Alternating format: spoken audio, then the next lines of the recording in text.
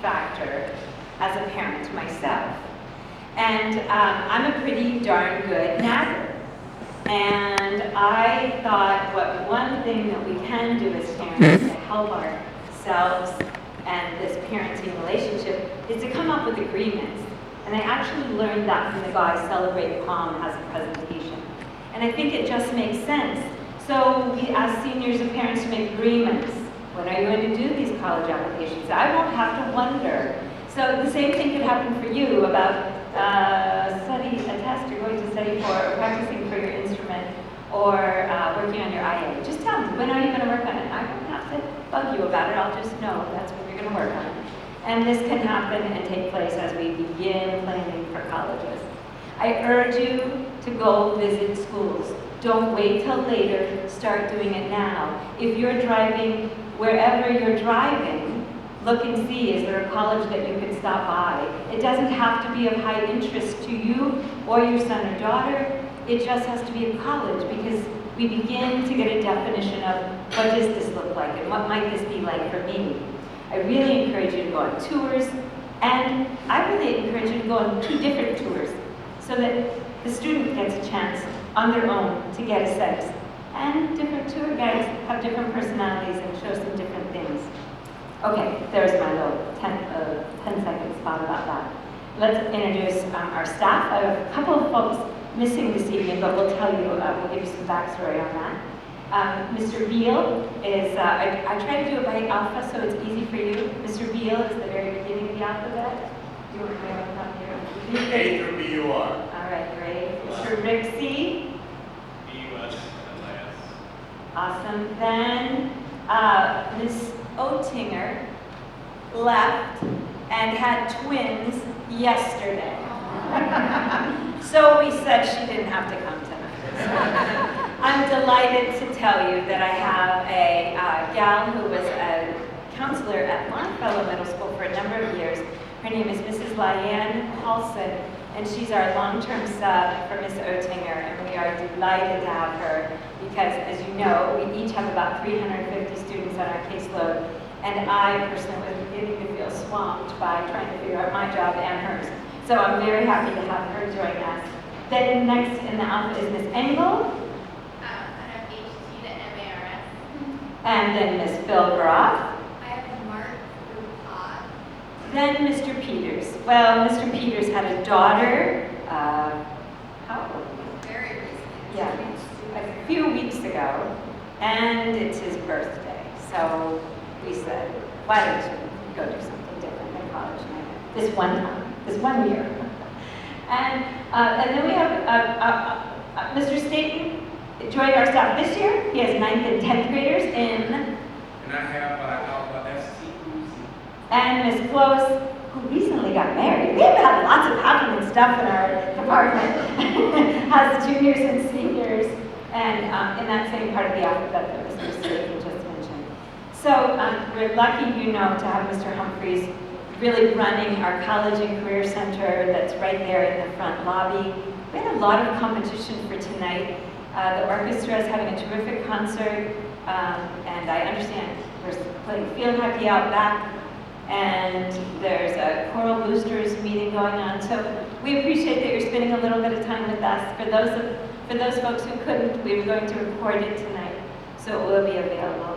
And we're delighted to have really a long-time friend now, Rebecca LaPlante from Virginia Tech with us. And we'll introduce her more as the night goes on, but I just want to tell you how pleased I am that she made her way up here from Blacksburg and would share with us this evening. So, did I say all the things I was supposed to say? Okay, and I hand it off. There you go, Mr. Rixey. All right, I just have a couple of minutes. Let me pause and say there are a couple seats up here for those who came in. Didn't want to interrupt when Ms. Blakely was speaking. You're welcome to come on up. There's a couple of seats here, a couple of seats there. Come on up. As I said, I just have a couple of minutes to talk about the topic of working with your counselor. We know the reality that particularly for those who I'd say who are sophomores, you may not have had too much interaction with your counselor yet. It's true that early in high school, sometimes we're focusing on some of the red flag students, maybe who are on the end of the spectrum where they haven't been doing quite so well. And sometimes for ninth graders in particular, if you've been in your classes, everything are going smoothly. You may have only talked with your counselor once or twice during your freshman year. Certainly all students talk with their counselors during the course registration process, but that may have been it, or maybe just once or twice otherwise. As you move through high school and get toward the other end and start to think about your next steps in college, your interactions with your counselor will increase, and certainly for students who are considering different college options on the more selective side, you'll be working with their counselors more and more. And you'll often hear, Blakely will often say, get to know your counselor. So what does that mean? Because it might seem like going into your counselor's office and say, hi, I'm here to get to know you, it might seem like that'd be a little awkward. And you'd be right. It would be awkward to do that. But what we're looking for, really, is for you to be able to have a working relationship with your counselor. You're our clients, students and indirectly the parents. You are our clients.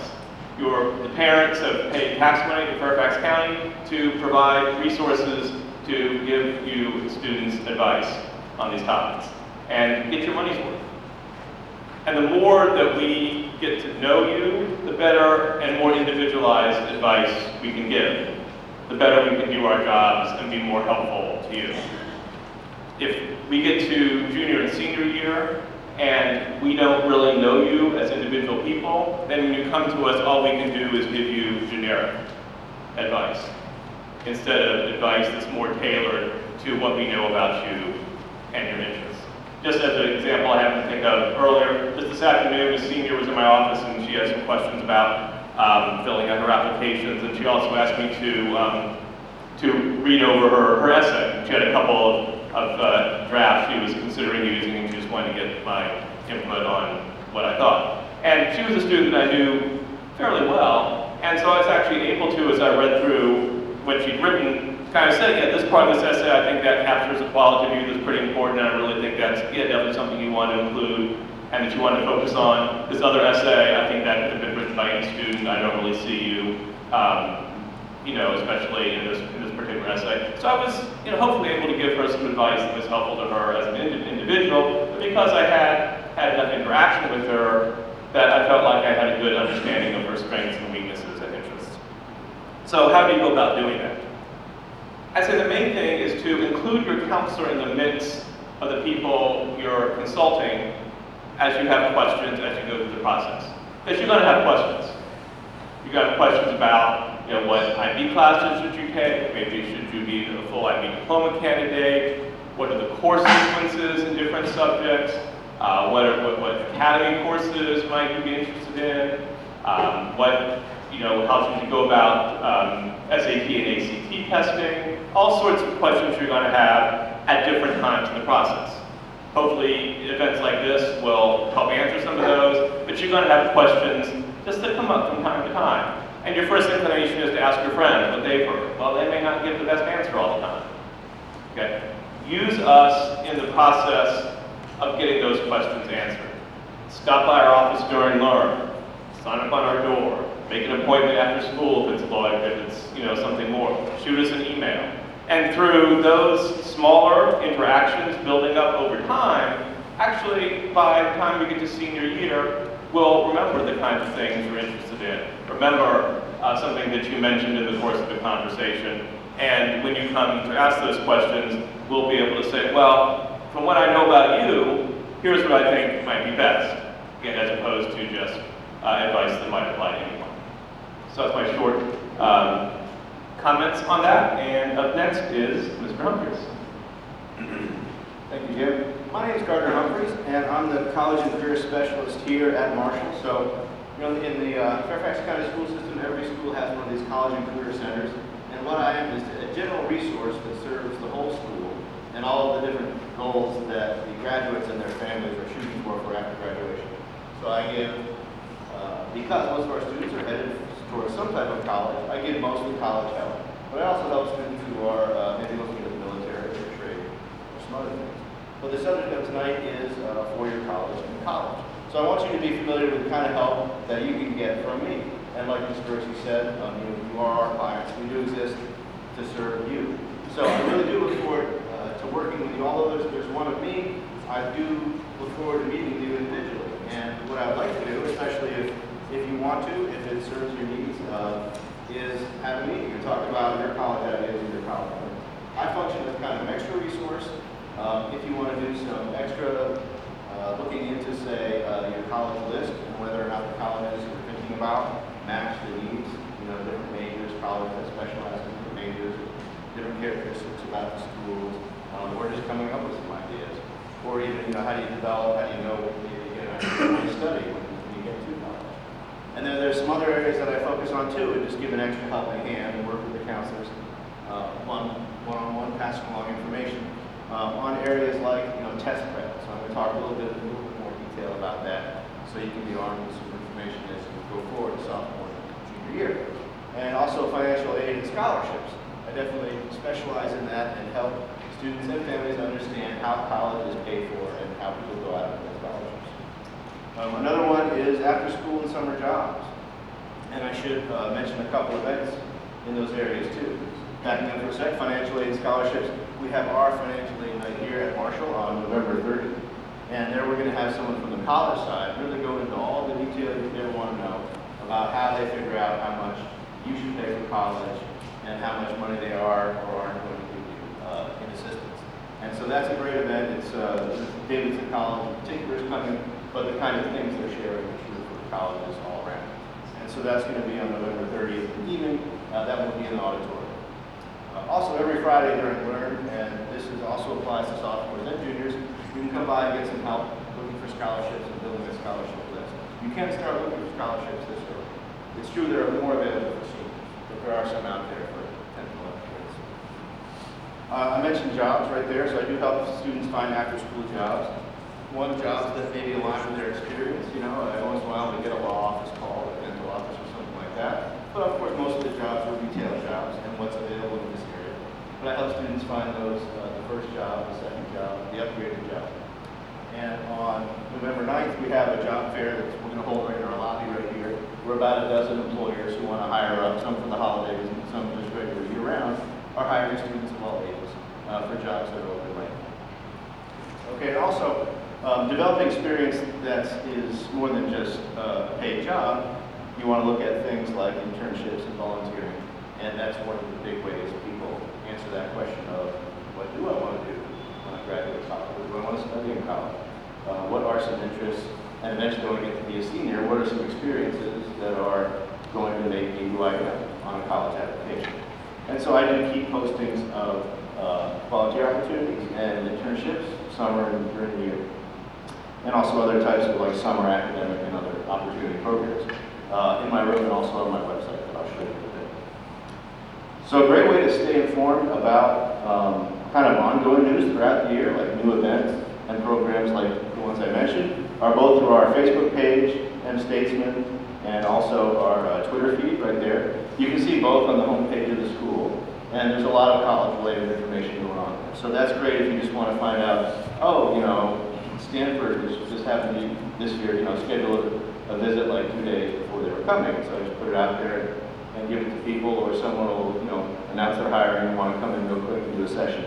So those are great ways to get involved. And the other thing is also creating a parent view account, where you can use the same tools that we're going to see later that students use, called Family Connection. And you can do a lot of college research, and in particular college admissions research. Here's a few examples of these types of opportunities where you can find out if something's right for you, if you're interested in something, and also get some experience and start building that resume. And these are real ones that are available in the Career Center right now, just a little bit of variety right there. There's a summer FBI Youth Academy. There's a variety of positions open at Marshall's. They're going to be at the job fair on November 9th. Also, you can do ride-alongs and volunteer with the Fairfax County Fire and Rescue. And there's an art studio in Vienna that's looking to do paid internships in different media for all ages. And here is the College and Career Site website that we run. And the front part is a blog, so you can see announcements about things like this, or those events that I mentioned earlier. And the other parts are just standard information, and they also have all the presentations that we do throughout the year. So especially if this is your first child going through the process, and you want kind of a primer, this is a good place to start. It'll have a lot of basic information about all these different sides of the college preparation process. And then also resources that you can access, like a link to a free SAT prep or a job posting that people have provided to Marshall for our students, things like that. And incidentally, the presentation for tonight will also be on here under the school presentations part as a PowerPoint, and we'll also have this available on YouTube, which we'll link off here. And the other thing I should mention is there'll be like a 3-question survey on this after the event tonight too, which you can just do on your phones. Okay, so a lot of people say, well, give me some specifics. What should I worry about when? And here it is. There's all the specifics. So just take a quick mental picture of that. I know you can't read it, but this is also available on the website, and it's in the college preparation tab, the first tab on there, that says college planning and senior packet. It's part of a larger packet, but there's a good junior and senior year checklist on there, so you can kind of see what's coming down the pipe. And if you're a sophomore and you're wondering what's coming up, most of these things are applicable also to the 10th grade. And you know, some of the best things that I'll just pull off there real quickly are doing college visits during 10th grade and 11th grade, because as much as you can research and look at guides and talk about majors, a lot of times you do not know what you want in college search until you go out and see it. And that's also a great way just to start actively working as a team for something about it. Just get out there and see things in a very kind of supportive way and adjust your goals as you react to what you see. Okay, so there's a couple things during the week that you can take advantage of. Earlier I mentioned the Scholarship Cafe on Fridays. There's also some free online self-paced prep that helps students learn how to use. Through Kaplan Test Prep, they provide us kind of their basic level online course since we're a partner school with them. There's also some practice tests we have access to through the library website. And also, for seniors, I just want you to know this is coming, but we do a lot of college essay help. So a big portion of the senior class has gotten feedback on actually drafted essays, like Mr. Ricci said before. You can definitely use your counselor, and also we have a standing event on Monday after school to get feedback or brainstorm essay ideas for college applications. Okay, I want to touch a little bit into testing right now, but not get too weighed down into it. We have a whole separate college testing night on January 20th, where myself and someone from a test prep company will come and talk about, one, give you all the general say corporate information that will come from it, that will be the beginning. And then the person after me will be from a test prep company, but he's going to talk about kind of how these companies work. And I always debate whether or not I should have this as part of the program, but I think for you all to get a closer look at the variety of classes out there and how these companies work is helpful. And in the end, you can make your choice of whether or not you use one or what kind you use. So on January 20th, we're going to have that in auditorium at 7 o'clock. But I do want to go over some basics about it, just so you know kind of what's coming. I think the 3 main things to think about with testing are, excuse me, what's your timeline? So in other words, when do you have to take that real first SAT or ACT? And how often do you have to take them during what years? And then also, what are your goals? In other words, if there are colleges that you're thinking about, kind of what are typical scores for those schools? And even what are helpful scores? Or are there colleges where a score that you've already gotten would put you at a disadvantage? So those are things which we can find out, and we'll see in a little while where to find that out. And also basically which tests you should take. So for most people, not all, it's going to be either the SAT or the ACT, but both are equally accepted everywhere. Some people are more familiar with one or the other because they're from a part of the country where it's more traditional. But a lot of students take both and see which one they do better on. But both are equally accepted. And also there's one other thing called subject tests.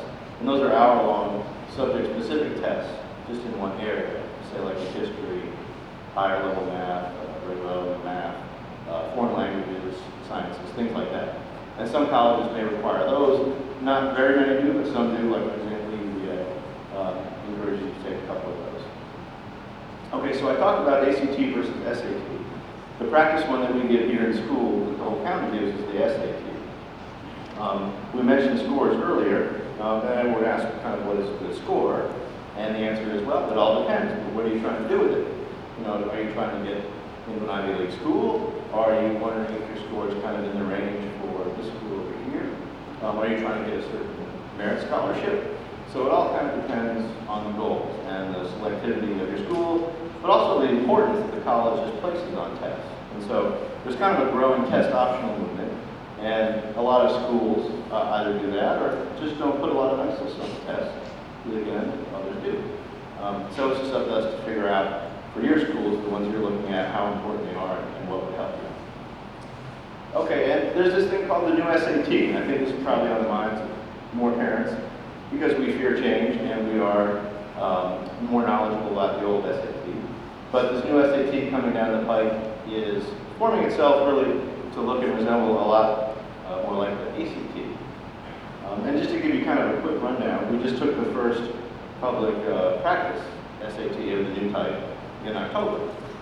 And so students have gotten to look at it, maybe they've told you a little bit about it. But that's the first one they've given nationally. And the first real new SAT is going to roll out in March. And after that, there's no more choice. Beginning with that one, everyone's taking the new one and the old one is finished. Now, some colleges will take either, and some colleges will not. But if you haven't taken it yet, and you're looking at March or later, you're looking at the new SAT. So there's definitely different options for test prep. But in a nutshell, what the new SAT is doing is it's getting more content-based. It's asking you to manipulate and interpret information that it's actually already provided you. It's looking at subjects that are specific and real that you study in school, like science, social studies. It's making the essay optional, so it is morphing into something a lot more similar to the ACT, and it's becoming less of a kind of a reasoning and logic test. But for students who haven't taken either yet, I think you're all in the boat. You're taking the new SAT. You'll be used to it. It's still good to figure out which one is best for you, the SAT or the ACT. And of course, you can figure out whether or not your college will accept the new or the old scores. Like I said, we took the PSAT in October, and we're going to be getting those scores back in December. You'll be able to see them online before we get the paper reports here at school. But you'll use your just your own login information, like your date of birth, your name and your address, and when they're released, you can go online and see the scores. And then in May, they're going to release the tables which help you predict what the real SAT and the PSAT, what the real SAT would be based on your PSAT score. And the PSAT is not sent to any colleges, not seen by them. It's purely a practice test for you. Okay, like I mentioned, there's always some free test prep available. I also keep resources in my room for local test prep companies if you want to go that route. There's some that are more affordable, like say Fairfax County Adult Ed and Northern Virginia Community Colleges. There's some that are as expensive as you can dream of for one-on-one tutoring and things like that. One of those is not necessarily better for you than the other. You just have to think about how you learn best and what format you want. And in the end, like I said, you have to put the testing in context. It is definitely not an IQ test or a referendum on your study skills or even your college readiness, although when you look at the score report, it may say that, it may seem like that. It's just one part of the admissions process. Depending on where you're looking at, it might be a less or more important part. That said, I have time for a couple questions on testing before we go on. We do have the whole testing information on January 20th, but does anyone have any general questions about the new SAT testing? These are the months that they're offering here. Okay, great. So the next thing we're going to move into is our Family Connection resource. And with that, I'll introduce Eric Duke. Hello, everyone. Please raise your hand if you already have access to Parent View. Okay, since not all the hands are up. Make sure tonight or tomorrow or in the very near future you go to the Fairfax County website. This gives you access to your students or basically teachers' grade books about your student, how they're doing in the classes, the grades, the current grade at the very moment. So when you go to Fairfax County, just type in the upper right-hand corner of the search engine, type in Parent View. It's the very first link that comes up, and it walks you through how to do all the steps that goes through it. If for some reason you're having issues or you can't get access, make sure you contact the school counselors. We're all here for you. So you can contact us, email, call us, whatever the case is, and we can walk you through it, okay? Any questions on Parent View? Okay. One of the biggest things right now is talking about family connections, okay? So you guys all have access to Blackboard.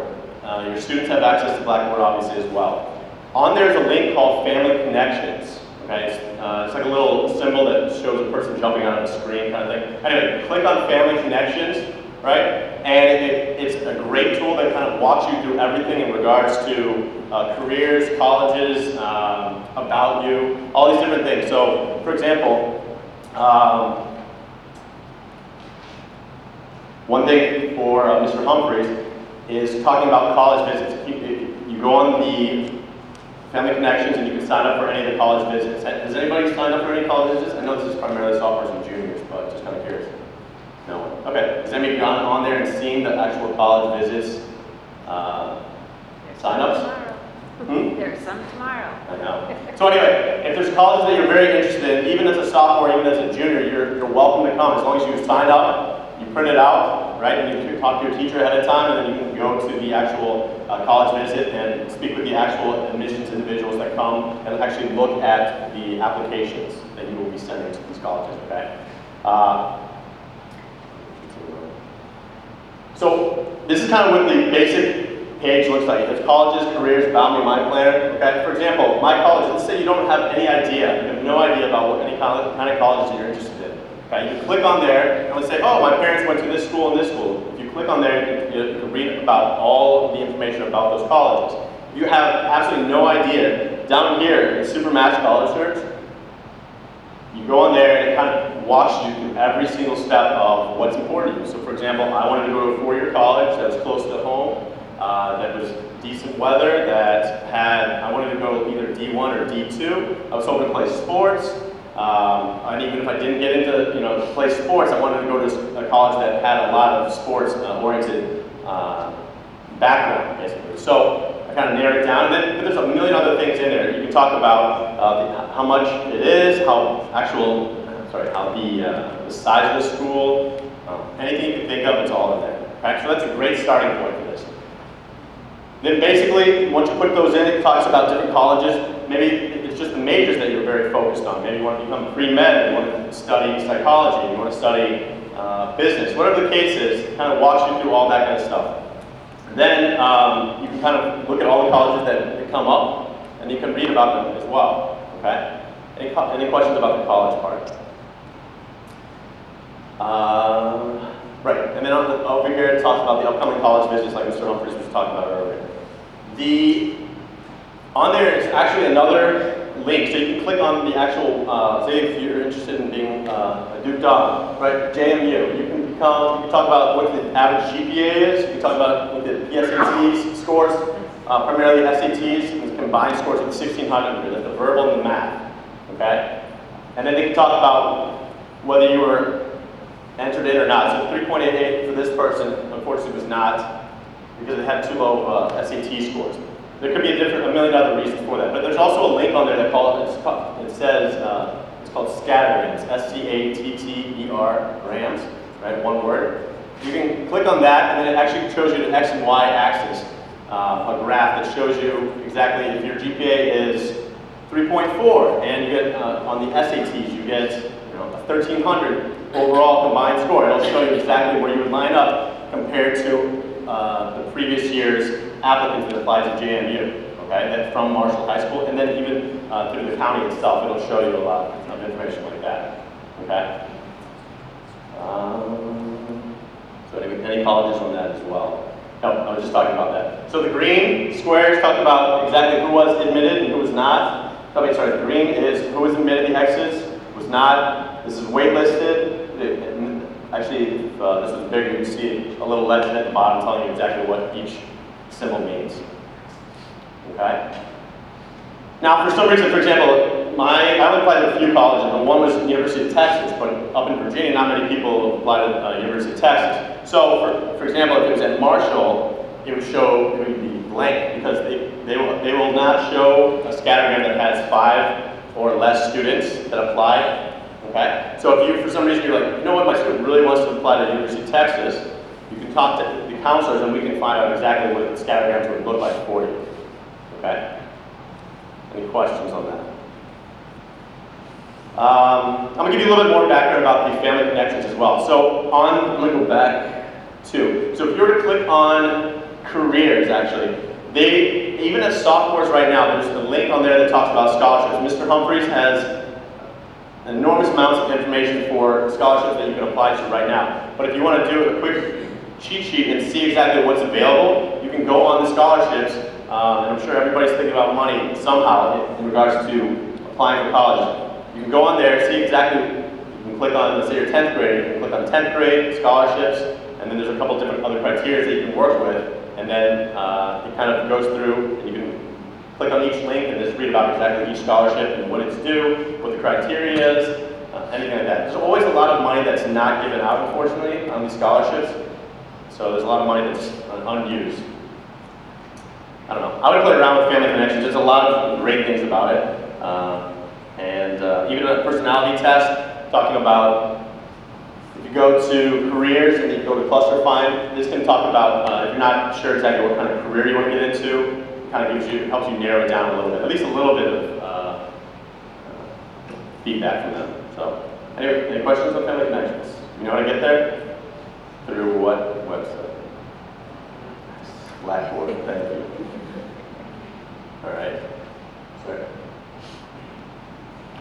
Okay, thank you, Eric. And there's a couple things, I forgot to mention what these handouts were too. But before we get to the best part of the night, I just want you to know what you picked up when you came in. This is the brochure on Family Connection right here, this little one. This is a great guide that has all the information you'd ever want to know about the college process, including the second half is Virginia specific. And then if anyone wants to see the schedule of colleges coming to visit the next couple weeks, come up and take a look at it with me. But right now, I am very pleased to introduce the highlight of the evening. Our guest speaker is from Virginia Tech University and has been someone who has helped me a lot through the college process as I try to figure out, as I was new to this position, figuring out kind of how do you fit people with the colleges that are right for them, and how do you identify a college and know it, and what kind of students really should look where. And Ms. LaPlante has been a great resource for us in knowing how to do that, both for her school, but also kind of the process in general. And she's helped us a lot as a school and community, learn about the college process, but also individually. She's always available to talk about students in individual cases and whether or not they're a good fit for Virginia Tech. And also, I thought I did a good job representing Marshall with some blues sometimes. She puts me to shame with her Holy Spirit, and she's going to talk about that a little bit too. But with that, I'll let you introduce me to Dr. LaPlante.